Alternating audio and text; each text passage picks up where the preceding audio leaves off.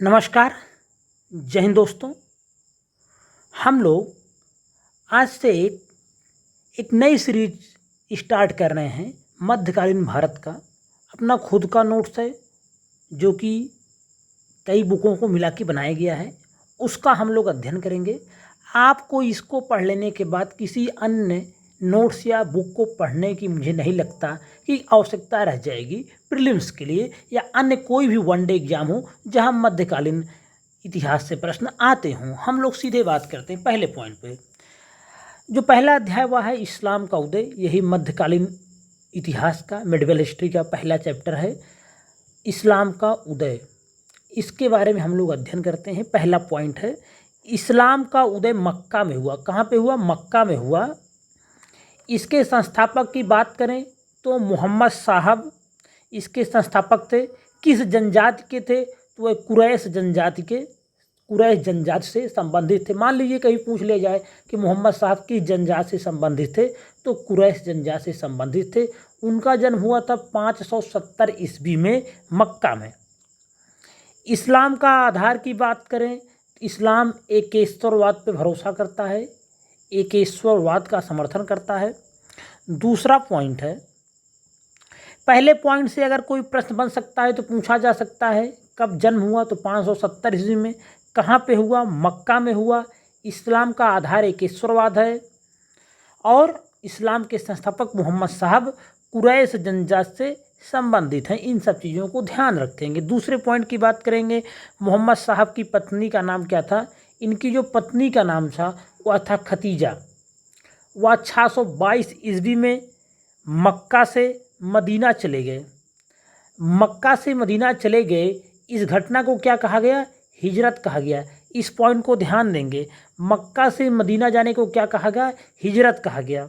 और 622 ईस्वी से हिजरी संवत आरंभ हुआ। याद रखेंगे हिजरी संवत कब से आरंभ हुआ? 622 ईस्वी से। हज़रत मोहम्मद साहब के मक्का से मदीना जाने की घटना को हिजरत कहा गया और इसी के बाद 622 ईस्वी में हिजरी संवत आरंभ हुआ। यह तिथि मोहम्मद साहब का मक्का त्याग कर मदीना जाने की स्मृति में है।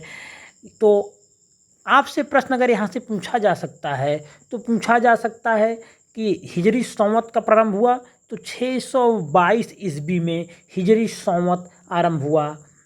और यह तिथि क्यों महत्वपूर्ण? हिजरी संवत, तो हिजरी संवत का संबंध है हज़रत मोहम्मद साहब के मक्का से मदीना जाने से। तीसरे पॉइंट की बात करेंगे हम लोग, मोहम्मद साहब के अनुयायियों को 5 कर्तव्यों, कितना कर्तव्यों की पूर्ति करना आवश्यक है? 5 कर्तव्यों की पूर्ति करना आवश्यक था। ये 5 कर्तव्य थे: कलमा, प्रतिदिन 5 टाइम की नमाज, 5 बार नमाज पढ़ना, बहुत सारे मुस्लिम आज भी पढ़ते हैं, रोज़ा रखना, हज करना व जक़ात देना। जक़ात एक प्रकार का कर था। आगे हम लोग बात करते हैं चौथे पॉइंट की। मुसलमानों से 3 प्रकार के, कितने प्रकार के? 3 प्रकार के कर लिए गए, जिनमें प्रमुख था सदका, जक़ात व उस्र। सदका एक प्रकार का ऐच्छिक कर था। जक़ात जो था, इसको याद रखेंगे, यह धार्मिक कर था जो केवल धनी मुसलमानों से उनकी आय का 1/40 अर्थात 2.5% लिया जाता था। उस्र क्या होता था? उस्र उत्पन्न उपज का 1/10 भाग, और यदि खेती कृत्रिम ढंग से सिंचाई द्वारा हुई है तो उपज का 1/20 भाग लिया जाता था। तो 3 प्रकार के कर लिए जाते थे मुसलमानों से, जिसमें सदका एक प्रकार का ऐच्छिक कर था, जक़ात धार्मिक कर था जो केवल धनी मुसलमानों से उनकी आय का 1/40 या 2.5% लिया जाता था। उस्र उत्पन्न उपज का 1/10 भाग, और यदि खेती कृत्रिम ढंग से सिंचाई द्वारा हुई है तो उपज का 1/20 भाग लिया जाता था। याद रखेंगे। 5वां पॉइंट है 63 वर्ष की आयु में, कितने वर्ष की आयु में? 63 वर्ष की आयु में 632 ईस्वी में मोहम्मद साहब का इंतकाल हो गया। निधन हो गया, याद रखेंगे। कब निधन हुआ है? 632 ईस्वी में मोहम्मद साहब का निधन हो गया। छठा पॉइंट है इस्लाम के 4 प्रमुख खलीफा हुए। इस्लाम के 4 प्रमुख खलीफा हुआ, जिसमें अबू बकर को याद रखेंगे। यह 632 से हज़रत मोहम्मद साहब के निधन के बाद पहला खलीफा बना। यह पहला खलीफा था। 632 से 634 ईस्वी तक रहा। उसके बाद उमर आया। उमर 634 से 644 तक दूसरा खलीफा।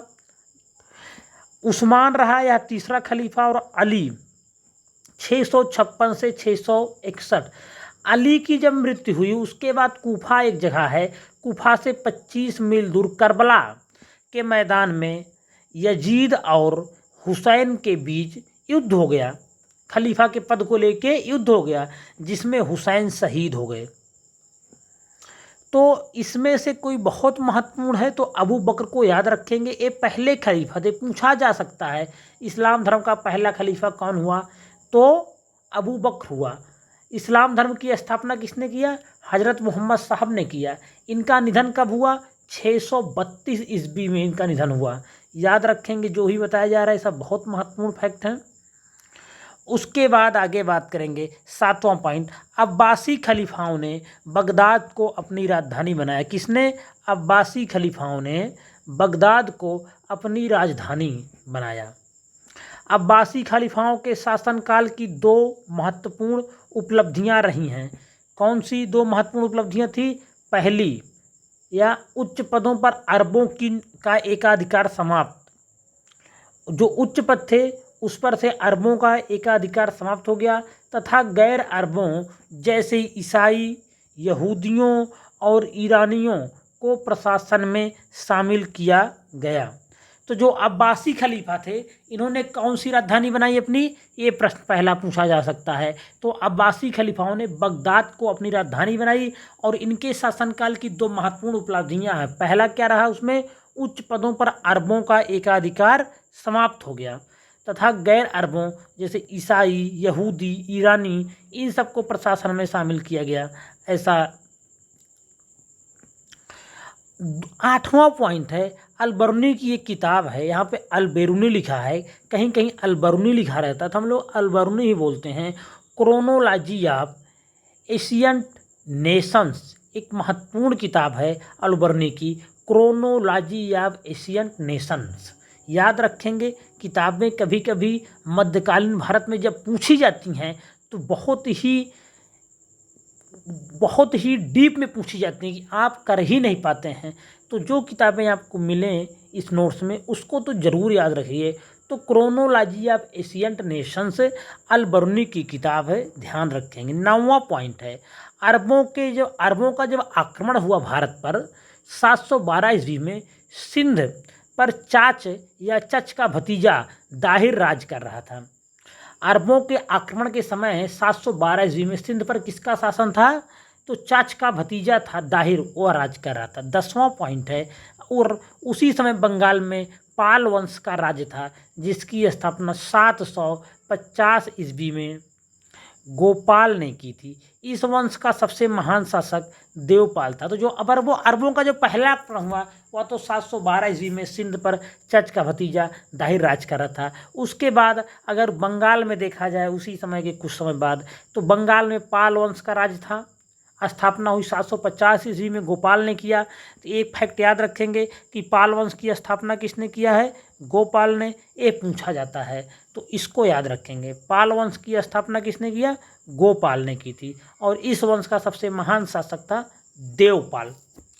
तो इस तरह से पहला जो चैप्टर था मध्यकालीन भारत का, इस्लाम का उदय, वह छोटा था। उसमें जो भी संबंधित महत्वपूर्ण फैक्ट थे, जितने भी यहाँ से महत्वपूर्ण फैक्ट बन सकते हैं, सबको समाहित किया गया है। तो इसको आप लोग एक बार कर लीजिए, अच्छे से रट लीजिए, और इसके बाहर मुझे नहीं लगता फिर आपको कुछ पढ़ने की आवश्यकता है। अगर आपको इसका PDF चाहिए तो आपको टेलीग्राम पे ज्वाइन करना है @TechIAS, वहाँ पे इसका PDF आपको मिल जाएगा। वीडियो यहीं पे समाप्त हो रही है। वीडियो अगर आपको पसंद आई है तो लाइक करें। अगर चैनल पे पहली बार आए हैं, पहली बार वीडियो देख रहे हैं, या अभी तक चैनल को सब्सक्राइब नहीं किए हैं तो चैनल को सब्सक्राइब जरूर कर लीजिए। धन्यवाद।